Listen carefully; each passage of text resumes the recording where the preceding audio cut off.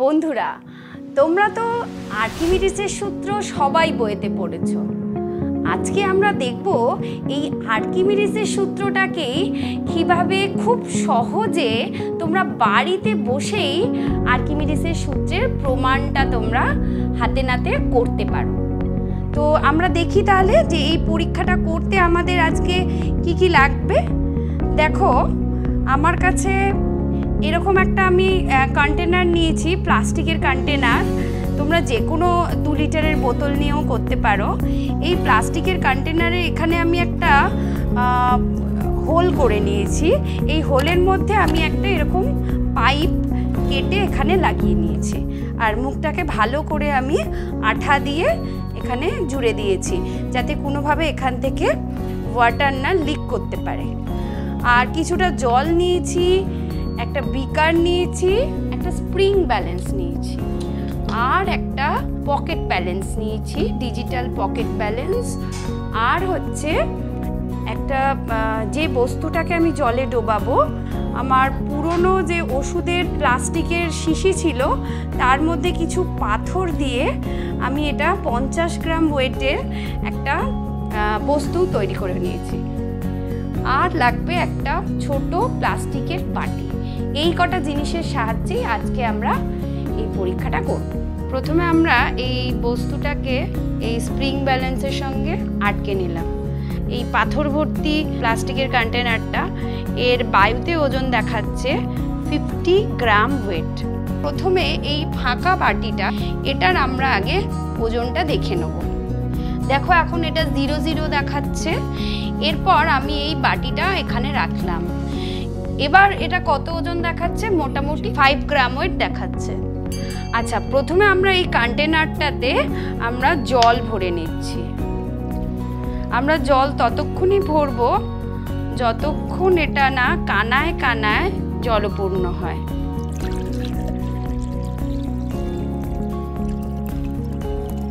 এবার এই যে জলটা, অতিরিক্ত জলটা, এটা আমি বিকারের মধ্যে ফেলে দিলাম, করে আমি এটা ফাঁকা বাটি হিসাবে নিয়ে নিলাম। এবার এই বস্তুটাকে আমরা এই জলপূর্ণ পাত্রের মধ্যে আমরা ডুবিয়ে দেবো। এর মধ্যে আমি এটাকে আস্তে আস্তে ডুবিয়ে দিচ্ছি।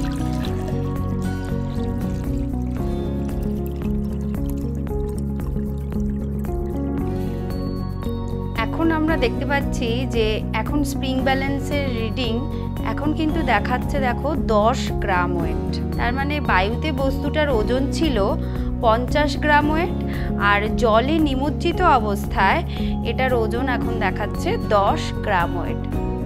এবার এই বস্তুটা যে জল অপসারিত করেছে, সেই জলটার ওজন আমরা এবার মেপে দেখি। এটা আমরা কত দেখতে পাচ্ছি? 45 গ্রাম ওয়েটের মতো। তার মানে এই ফাঁকা বাটিটার ওজন ছিল আগে 5 গ্রাম ওয়েট, আর বস্তুটা যে জল অপসারণ করেছে সেই জলের ওজন হচ্ছে 40 গ্রাম ওয়েট। এই দুটোর মিলিত ওজন এখন আমাকে এখানে এই ব্যালেন্সটা দেখাচ্ছে। তাহলে বন্ধুরা, আজকে আমরা কি শিখলাম? যে কোনো একটা কঠিন বস্তুকে যদি আমরা তরলের মধ্যে ডোবাই, তাহলে এই বস্তুটার যতটা ওজন কমবে তরলে নিমজ্জিত অবস্থায়, এই ওজন হ্রাস কার সঙ্গে সমান? না, এই বস্তুটা ঠিক যতটা পরিমাণ জল অপসারিত করলো সেই জলের ওজনের সঙ্গে সমান। এটাই হলো আর্কিমিডিসের সূত্র। বন্ধুরা, আগের পরীক্ষায় আমরা দেখলাম জলে নিমজ্জিত অবস্থায় বস্তুর ওজন কমে গেল। এইবারে আমরা বোঝার চেষ্টা করব যে বস্তুর ওজন কেন কমলো। দেখো, আমি এবারে একটা কিচেন ব্যালেন্স নিয়েছি, আর এখানে আমি একটা জল ভর্তি বিকার নিয়েছি। দেখো, এই অবস্থায় আমার কিচেন ব্যালেন্স 0 রিডিং দেখাচ্ছে। আমি যদি এই জলপূর্ণ বিকারটা যদি এর ওপর রাখি, তাহলে এখন কত রিডিং দেখাচ্ছে? প্রায় 300 গ্রাম ওয়েট মতো দেখাচ্ছে। এবার যদি আমি এই বস্তুটাকে জলের মধ্যে ডোবাই, তাহলে কি হবে বলো তো? তোমরা তো আগেই দেখেছো, এখন এটা 50 গ্রাম ওয়েট দেখাচ্ছে। যখন জলে নিমজ্জিত করব তখন আমার এই স্প্রিং ব্যালেন্সে ওজন কম দেখাবে। কিন্তু এই স্প্রিং ব্যালেন্সের ওজনের কি পরিবর্তন হবে বলো তো? কারণ বস্তুটাকে কিন্তু আমি জলে এমনভাবে ডোবাবো যাতে এটা কোনোভাবেই এই বিকারের কাঁচের বিকারটাকে কোনোভাবেই যাতে স্পর্শ না করে। তাহলে আমরা একবার করে দেখি। আমরা দেখো, খুব আস্তে করে আমরা আস্তে আস্তে এই জলটার মধ্যে আমি এই বস্তুটাকে ডোবাচ্ছি এমনভাবে যাতে বস্তুটা কিন্তু এই নিচে যে কাঁচের পাত্রটা আছে সেই কাঁচের পাত্রের তলকে যাতে স্পর্শ না করে। বস্তুটা শুধুমাত্র জলে ডুবে আছে। তাহলে এবার তোমরা লক্ষ্য করো যে এখানে এই কিচেন ব্যালেন্সটার ওজনের কি পরিবর্তন হয়েছে। কি দেখতে পাচ্ছি আমরা যে এখানের ওজন কিন্তু বেড়ে গেছে। এখানে দেখো ঠিক যতটা ওজন কমছে, মানে এখানে আমার 40 গ্রাম ওয়েট মতো ওজন কমেছে এবং এখানে দেখো ওজন 40 গ্রাম ওয়েটই বেড়ে গেছে। এবার তোমাদের বলি যে এটা কি করে সম্ভব হলো।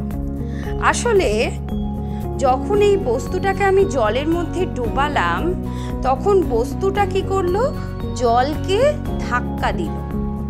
তার ফলে এই বিকারের ওজন বেড়ে গেল, মানে জলভর্তি বিকারের ওজন বেড়ে গেল। আর জলকে যখন বস্তুটা ধাক্কা দিল তখন জলও আবার এই বস্তুটাকে উপরের দিকে ধাক্কা দিল। কারণ কি? নিউটনের তৃতীয় গতিসূত্র। একটা বস্তু যদি আরেকটা বস্তুর উপর বল প্রয়োগ করে তাহলে দ্বিতীয় বস্তুটাও প্রথম বস্তুর উপর সমান এবং বিপরীতমুখী বল প্রয়োগ করে। তাহলে আমরা বুঝতে পারলাম যে প্লবতা কিন্তু নতুন কোনো বল নয়। এই প্লবতা বলটা কেন আসছে না, বস্তুর একটা নিজস্ব ওজন আছে। বস্তু যখন তরলের মধ্যে নিমজ্জিত হচ্ছে, বস্তু তরলের উপর একটা বল প্রয়োগ করছে এবং সেই বল প্রয়োগের জন্যই তরল আবার বস্তুটাকে সমান ও বিপরীতমুখী বলের উপরের দিকে ঠেলছে।